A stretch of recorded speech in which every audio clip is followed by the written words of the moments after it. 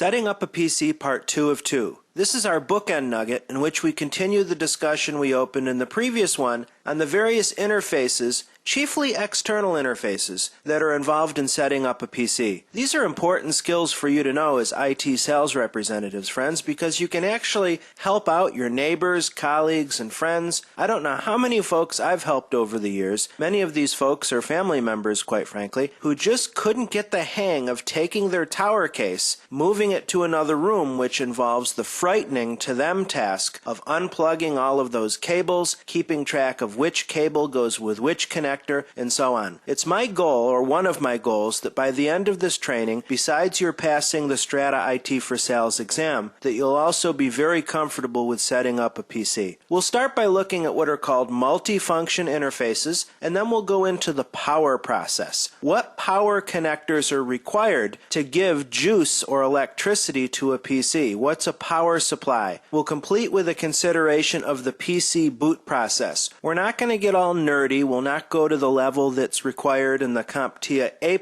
or say the Microsoft Certified Technology Specialist or MCTS certification level. But again, it's instructive for you to know the basic mechanics of how a computer pulls itself up by its bootstraps. Let's get to work. Multifunction interfaces. Basically, these are interfaces that give access, computer access, specifically in this whiteboard, laptop access to a variety of different peripheral devices. I think we talked earlier a little bit about the so-called PC card. This technology was originally called PCMCIA. Yeah, say that 5 times quickly. PC card looks like a much thicker credit card, and there were a few slightly different types, type 1, type 2, and type 3 chiefly, where you could expand your laptop by adding, believe it or not, RAM memory by just plugging in a PC card, modem connectivity, LAN connectivity, either 802.3 wired or 802.11 wireless, and even hard drives. The Type 3 PC card would give hard drive expandability to a laptop. Now, PC cards are still around. You'll find the slots in some older laptops that are still banging.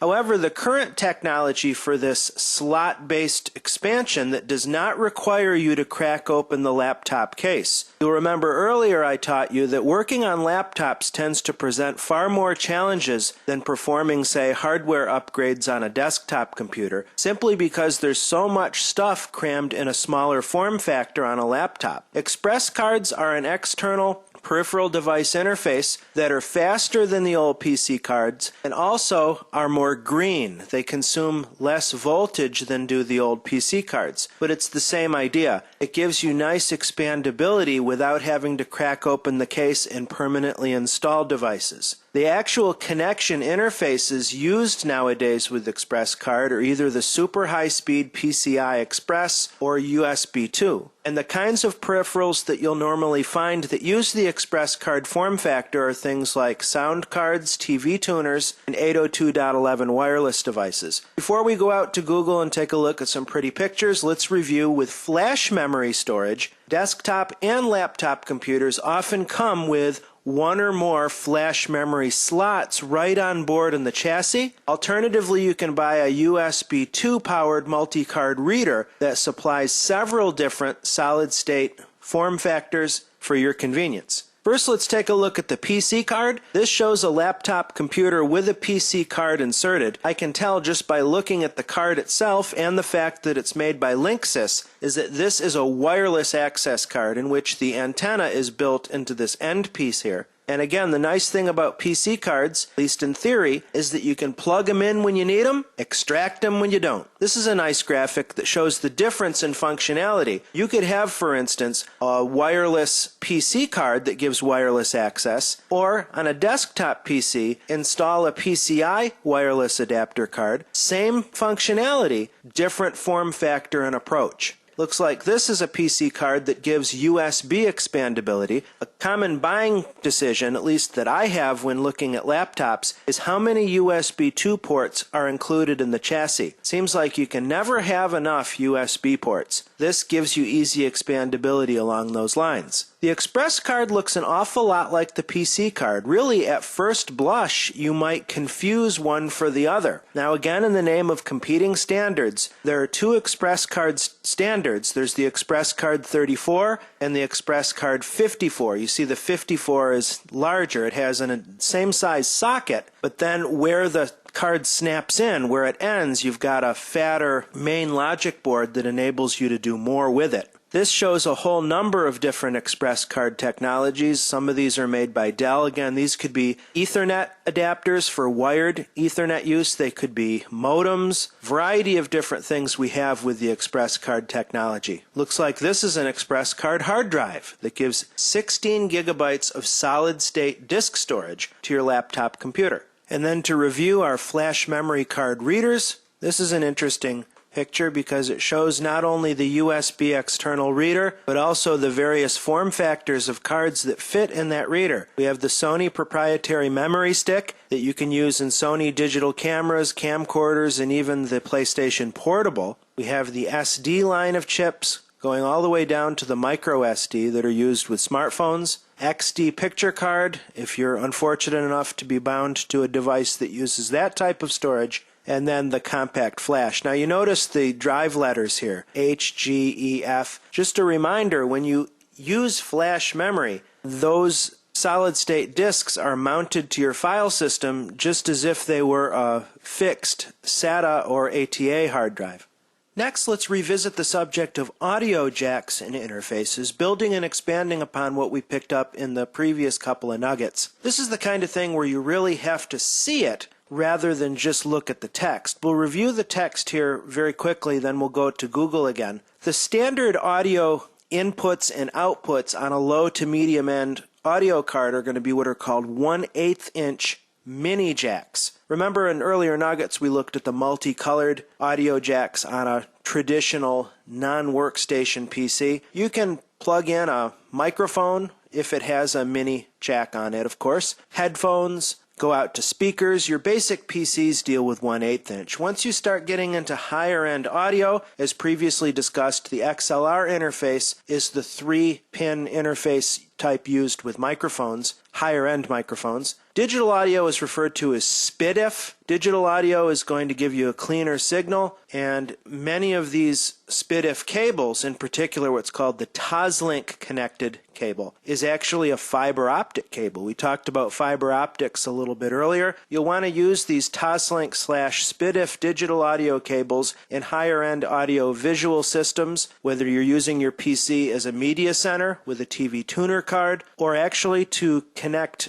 your components in your home entertainment center in general, your DVR, your DVD, your surround sound receiver, game consoles. Moving up in size, the 1/4 inch jack is used for keyboards, guitars, sometimes microphones. The old school lo-fi connectors, the multicolor connectors that you've seen on your television, for instance, if you're using what's called the composite audio-video cable setup, these jacks and connectors are called RCA connectors. Then we have the musical instrument device interface, or MIDI. At first blush, the connectors look similar to XLR, but there's actually more going on there. There are more holes, more pins. Going out onto the web now, here we see a comparison between an 1/8 inch mini connector and some 1/4 inch connectors. If you've ever played an electric guitar or plugged in PA equipment, or even the old school headphones you remember from the 70s and 80s, if you go back that far, typically used the 1/4 inch, the thicker connectors. And the little dark lines here, it's actually an indentation, a groove in that copper is called a tip ring sleeve, or TPS jack type. We don't need to worry about it any more than that though for our level. Here are some other form factors of the mini plug. Sometimes you'll notice that the plug handle works at a right angle to make it easier to plug in and out. I frankly like the straight through type myself. I don't really like the ones that are angled. This is more like it. In fact, this next picture is cool because it shows a converter between the 1/8 inch and the 1/4 inch. Audio is another spot where, depending upon what kind of IT work you're doing, certainly if you're working in the music industry, you confront this all the time, where you've got an output of one form factor and an input of the other. The SPDIF, or digital, here we're looking at a few of those form factors here. There's the RCA type SPDIF, and then here's the Toslink. Both of these should look kind of familiar. They're both optical fiber optic cables. They're very soft, pliable. You do want to be careful about dropping them so you don't break the optical fibers. Here's a higher end video card that has several different inputs and outputs, mic in, line in, those look like your 1/8 inch minis, and then on the end we have a Toslink. This is labeled SPDIF out. This enables you to generate sound in your computer and take it out of this port digitally. We've already looked at the 1/4 inch connector, there it is again. And then finally the RCA connectors. This bundle right here, the yellow, white, and red, are what are referred to as composite cables. The yellow is the single video channel, and the white and red are the left and right side, respectively. The RCA standard's actually pretty widespread. There's lots of different form factors. This is also a nice picture that shows pretty much them all side by side. The Mini, the 1/4 inch, the XLR, the RCA, and then the optical plug. Now let's have a look at power. Powering the PC. It's really quite an amazing invention when you think about it. At least in the United States, we run at a voltage of approximately 115 volts. Volts you could look at as pressure. Now I know we're not going to get into electricity to any great degree of depth here, but we can look at electricity similarly to the flow of water through a garden hose. Now the pressure of the water through the hose is directly analogous to the voltage of a line. Now out of your wall socket you have more or less 115 volts of power just waiting to be used. And then you have your personal computer system over here with its internal power supply that you plug into the wall. And you know by now that the inside of that PC case has a lot of really small, delicate microelectronics. What's going on here? Are we going to use 115 volts inside this computer box? No, absolutely not. You actually work with 3 main voltages, 12 volts, 5 volts, and 3.3 volts. You'll see even adding all 3 of those voltages doesn't get you anywhere near to 115. So the power supply you see plays a really crucial role in transforming this line voltage coming from the wall at 115 to the much smaller DC or direct current voltages that are used inside the computer case. Therefore, your power supply has what's called a transformer that takes the alternating current. This is where current works in 2 directions, back and forth, instead of just direct current, which is unidirectional current flow. Transforms it to DC and also is responsible for stepping down the voltage from 115 down to these reasonable levels, okay? So the point is, as I've stated several times, the power supply is crucial to the operation of the PC. Specifically, power supplies have just the same basic interchangeable form factor, fortunately. So you can buy a power supply at a store or order it online and be reasonably certain that it's going to fit in your computer case. There have been some brand new innovations in power supply form factor, but by and large we've had the same form factor for years and years and years now. The power supply box, and you'll see pictures in just a minute, generally consists of a fan that aids in heat transfer, of course. The internals of the power supply, which are not field replaceable units. There's a lot of stuff going on in here, a lot of voltage going on in this box, obviously, based on what we just talked about. So you never want to open up a power supply. You could get a lethal shock. You just replace the whole thing. Just slide it right out of the case, pop a new one in, and you're good. The third piece that's important about the power supply is the braid of connections that come off of it. When we're selecting a power supply for a computer, we principally want to make sure that it has enough connectors and power rating, power given in watts, to supply all of the devices and components we have in our system. We're going to show you those connectors in just a minute. They're known as Molex connectors, and then there's also SATA power connectors as well in more recent power supplies. Here's some power supplies here. There's a nice example. Now what you're seeing here where I'm pointing to, this is the part of the power supply that sticks out of the back of the case. So this is anchored in with a series of screws. Once those screws are loosened on the back panel of the case, you can literally slide this guy right out. Of course, after you unplug any devices to which the power supply is attached. Put the new one in, anchor it in, plug it up, and you're good. They're pretty standard that way. Notice that we have a grounded plug here that goes into our wall. There's also a switcher here that enables you to go from the United States, the 110 voltage or 120 voltage, to the European setting of 240. And then on the right you have a power switch on and off. This is a hard switch directly for the power supply. Now as far as power supply connectors are concerned, few different form factors here. This is the main Molex Molex connector right here that you see and connect to various peripherals. Notice that there's 4 leads. The 2 center ones are black, they're neutral or ground, and red is hot, and then there's yellow. This is the standard connector that goes in the back of ATA hard drives, ATA optical drives. This little guy is pretty archaic nowadays. This is the power connector that slides onto small form factor 3.5-inch devices, in particular the floppy disk drive. And a lot of systems, and most systems, don't even have floppy disk drives anymore, fortunately. Then we have this connector. This is the motherboard connector. This is a crucial connection for a PC. This bundle of wires and these connectors go right down onto the motherboard that give power to the main system board. This is showing that connection, as a matter of fact, between the power supply cable and then there's the physical interface on the board. Now, the thing about these connectors is that they're keyed, in most cases, not all, such that they prevent or at least make it difficult for you to plug them in backwards. Hopefully it doesn't take too much to think, I definitely don't want to plug these in backwards, because the pinout configuration is very specific. This is showing, again, a traditional Molex connector attached into a board. This is probably not sure what kind of device it is, just looking at it like here.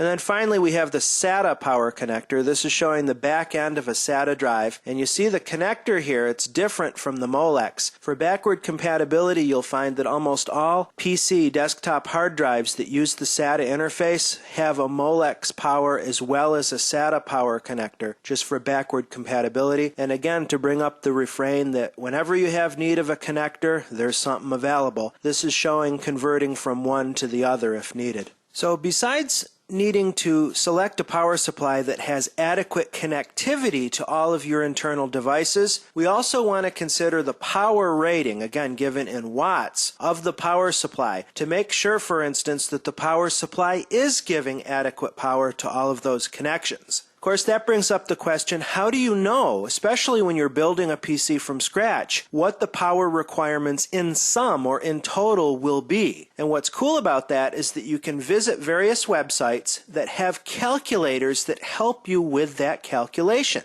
A site that I've used a lot and I would recommend to anybody is the OuterVision Extreme Power Supply Calculator. This is at extreme.outervision.com. It's interesting that as this is taken off, by they I mean this OuterVision Extreme company, has made a business model on this, and now they have a pro version of their supply calculator that I'm sure costs some money. But the basic idea is the same. Check this out. You go through and you select your system type. Do you have 1 CPU, 2 CPUs? Is this a desktop or a server system? Specifically, what kind of CPU do you have? AMD, Intel, etc. What is your recommended or what is your approximate CPU utilization going to be over time? How much RAM do you have in the system? What's your video card? Is it a single? Is it a double? Pick and choose your hard drives. Remember we talked about RPM, 5400 versus 7200, IDE, SATA, SCSI. All this should look familiar to you now. CD drives, floppy, Blu-ray, cooling kits. You just go through, and then when you hit calculate, you get a minimum power supply unit or PSU wattage and then a recommended wattage. So this is your magic number. So then when you shop for power supplies, you want to make sure you get one that has at least the recommended wattage. Makes it pretty easy, doesn't it? Next, we want to look at the UPS. No, we're not talking about United Parcel Service. And we're also going to talk about the surge suppressor, or the SS. UPS stands for uninterruptible power supply, so really both of these devices have somewhat overlapping functionality. A surge suppressor, which is also called affectionately a power strip, I'm sure you're familiar with these. This is just a sequence of AC plugs that then uses a 3-prong grounded plug to go into your wall. And it not only gives you the ability to expand the number of AC plugs, which is as far as a lot of people go in thinking about these surge suppressors, but they also contain a circuit breaker to protect against power surges. Again, we have to remember how delicate computer microelectronics are, and that if you get a line surge coming in from heaven knows where into your home and goes through the cables into your computer seeking ground, well, you could very well devastate your computer, lose data permanently, and so on. So the purpose of the circuit breaker and the surge suppressor is whenever an overage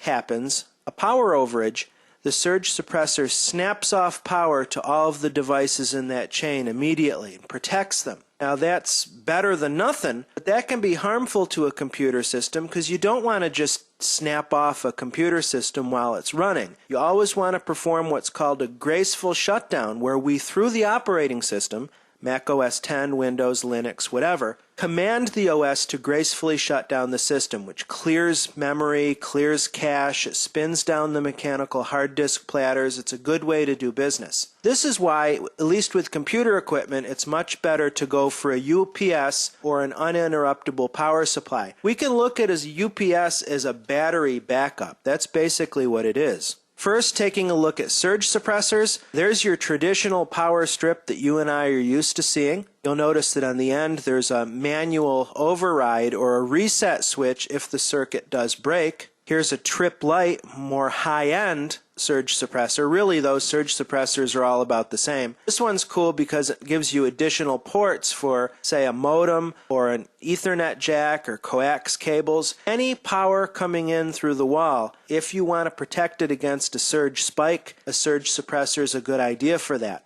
Now, an uninterruptible power supply or UPS, some of them, the lower end ones, and by lower end I don't mean that in quality, I just mean it in price and intended more for the residential, small office, home office user. They look kind of like a surge suppressor with a bad case of elephantiasis. You see here, this guy here, this APC, Advanced Power Conversion, they're pretty much the market leaders with this UPS technology in business. The bulk of this device is a huge heavy battery, and I had the misfortune of dropping one of these on my bare big toe a few years ago that caused some permanent damage there, so you want to be careful what you're wearing when you're handling these, number one. Remember that they're always very heavy and cumbersome. But anyway, you've got a battery in there that provides a certain number of minutes of uptime if there's not just a power sag, but an actual power outage for whatever reason. Now this guy has 6 plugs on it. The way this particular model works is that half of the plugs, and you can't make it out here, I'll just tell you what this says, surge suppressor. So these 3 have the overage protection, but not battery backup. On the other side of this unit, these plugs have the surge suppression and the battery backup feature with them. If you're willing to pay more money, you get more ports that are covered by the battery backup. Once you start getting into the workstation class, you get devices that look like this. And once you get into the server level, you wind up with huge rack-mounted APC units that can provide the battery backup for not just 1, not 2, but some cases a whole series of server blades or server rack-mounted units. So when we're looking at uninterruptible power supplies, we want to gauge how long do we want our systems up in the event of a power outage. Eventually the batteries are going to die. It's as simple as that. The best case scenario is that you want to keep the computer that's protected online long enough to perform a safe system shutdown. UPSs are also called power conditioners because they can not only protect against a complete power outage, but also protect against sags and spikes. Spikes and sags, to a degree, can be modulated such that the UPS is really constantly feeding steady power to the connected devices, trickling off the battery in part. And then if some irregularity happens in the line voltage, the UPS can compensate for that, and none of the connected devices ever notice that anything's the difference. Final point I want to make about uninterruptible power supplies is that you want to make sure that they're configured in the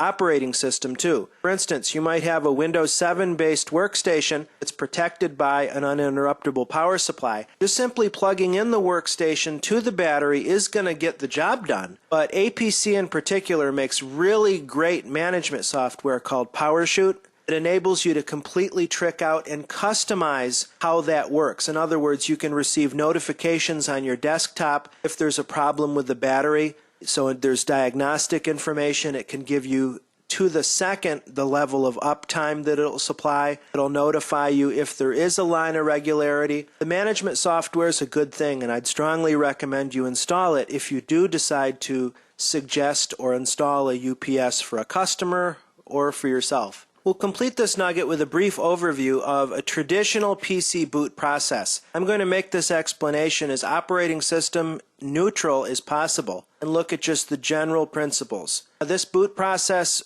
is the same for a desktop PC or a laptop PC, heck, even a netbook for that matter. The first step of the PC boot process is the power on sequence, and that brings up the distinction between a cold or a warm boot. A cold boot is where you're starting a computer from a completely powered off state. By contrast, a warm boot is where you have the operating system up and running and you give the restart command, or the system might reboot automatically after a software update, whatever. And the boot process is a little bit different depending upon whether you're doing a cold versus a warm boot. Probably to save time, when you do a warm boot, you actually skip step 2 here, where you do what's called the post, the power on self-test, and you go directly to step 3. On the other hand, when we're starting from no power, a cold boot, you start at step 2. And what happens at step 2 is that complementary metal oxide semiconductor microchip, that EEPROM chip that we discussed earlier in the course, it's called a CMOS chip, is found, and the software instructions that it contains, the system BIOS, or basic input-output system, instructs the computer to perform a set of internal diagnostics. You could look at it as the computer waking up, opening its eyes and stretching, so to speak. This is called the power on self-test, where that code that's stored on the CMOS chip reminds the computer that it has such and so many hard drives, that it has such and so kind of processor, that it has such and so amount of RAM. Because remember, when the computer first starts up, where is it going to get its intelligence? It can't jump right to Windows at that point, no. And remember that the CMOS chip on the motherboard, the data in it anyway, is powered by a small watch battery that's embedded or attached to the motherboard, so the computer doesn't forget that little bit of information. So after the computer performs its initial wake up or post, it then knows how many disks are available. Perhaps there's an optical drive, a DVD drive, perhaps there's a single SATA hard drive, and then maybe there's some USB ports that could or could not have drives attached to them. Therefore, the next task of the personal computer is to locate a volume or a disk that's capable of booting. And a disk is capable of booting if it has an operating system on it, number one. And number two, if the disk is marked as bootable. And that's something that happens transparently in most cases when you install an operating system on a disk. So once that boot volume is found, first maybe the computer will check if it has a floppy drive. Is there a boot volume in there? No, there's no disk. Next, it might check your optical drive. Is there an operating system on that disk? Maybe you left a Windows 7 product DVD in the disk overnight and suddenly you find your computer booting into Windows 7 setup. That's simply because during step 3, the computer did detect that there was a bootable volume in that disk drive. Traditionally, though, that's going to be bypassed, and we're going to go to the first physical permanent hard drive that contains your OS. And those OS boot files, as they're called, are loaded into memory, and then the operating system catches and takes over from there. In fact, the history of the word boot up or booting refers to the old-fashioned notion of one pulling oneself up by one's bootstraps. So to bootstrap the operating system means to load a system configuration. This involves the operating system detecting hardware. Okay, we have video card, an audio card, a network card, a wireless card, a TV tuner, the list goes on, and then mapping that detected hardware to drivers that have been previously installed so that the user and the operating system can both use that detected hardware. That's called building the configuration, or also called building the control set for the system. Most current operating systems nowadays are multi-user, which means there's a logon process where you would put your username and your password in order to identify yourself to the personal computer. Why is that important? Well, for a few reasons. You might share a personal computer with other employees, other family members, roommates, and so on, and each user gets their own settings and preferences and so on under their user profile. Finally, in a windowing operating system, a logon is not considered complete, and really, for that matter, a PC boot process is not considered complete until the user receives their graphical user interface, or GUI, desktop environment, and the user is actually able to run programs and do the work that he or she wants to do. Setting up a PC, part 2 of 2 review. In this nugget, we examined so-called multifunction interfaces. We spent quite a bit of time specifically and in particular looking at laptop connectivity. the PC card, and the Express card. Then spent quite a bit of time looking at power connectors, power connections, the role of the power supply, and then a very useful skill, being able to size a power supply appropriately for a system. Completed this nugget by examining the PC boot process. I hope you now have a little bit more clear of an idea of what a system does from a power off state to the point where you're actually in control of the system running applications. Hope that this has been informative for you, and I'd like to thank you for viewing.